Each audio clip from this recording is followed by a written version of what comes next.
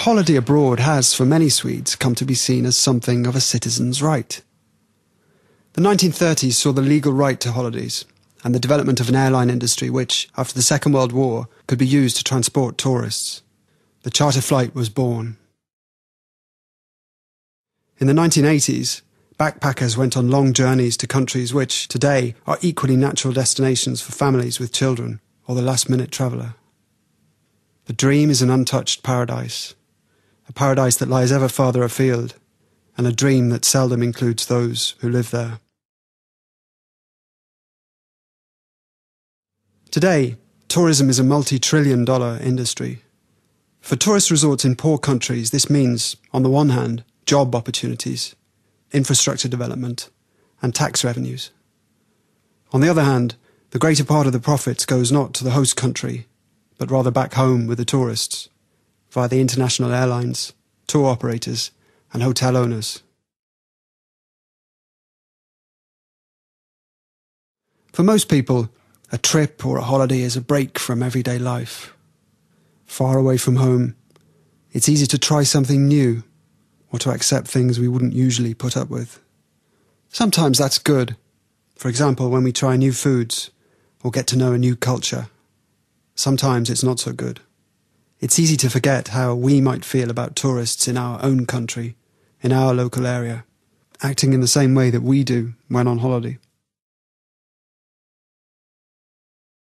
It's all about our knowledge, our attitude, our respect for other people, and our awareness of what we leave behind us, how our journey affects the development of the country we travel to.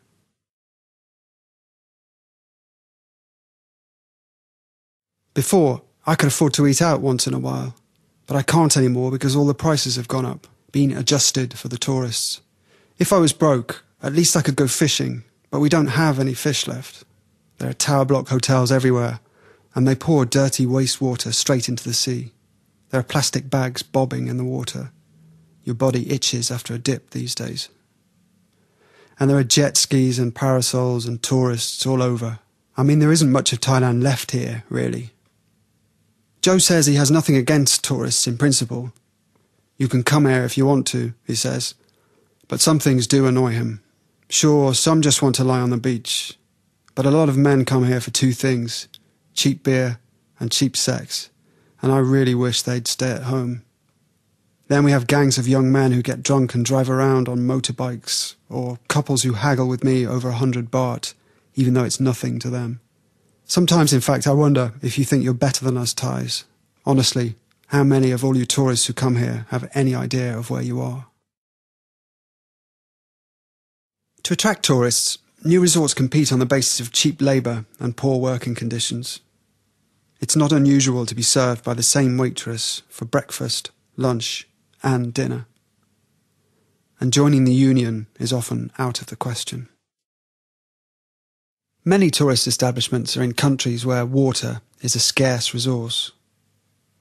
Hotels, swimming pools, and golf courses use up enormous amounts of water, while at the same time 2.4 billion people live without acceptable sanitation.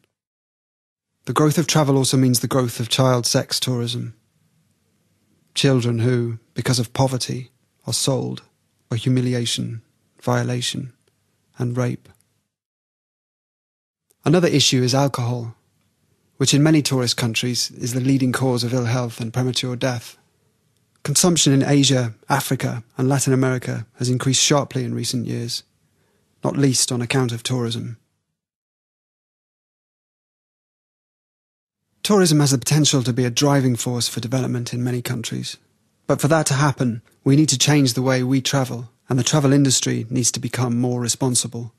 That's why ecpat, the Fair Trade Centre, the Swedish Hotel and Restaurant Workers Union, the IOGT NTO movement, the Church of Sweden, and Unionen have come together in support of fairer travel.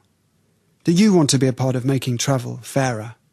Then use your consumer power to influence the tour operators. You can also make sure that your next trip is more sustainable. It really isn't all that difficult. Here are some tips. Choose local hotels. Take part in locally run activities. and buy food, drink and souvenirs from the local population. That increases the chances of your money staying in the country.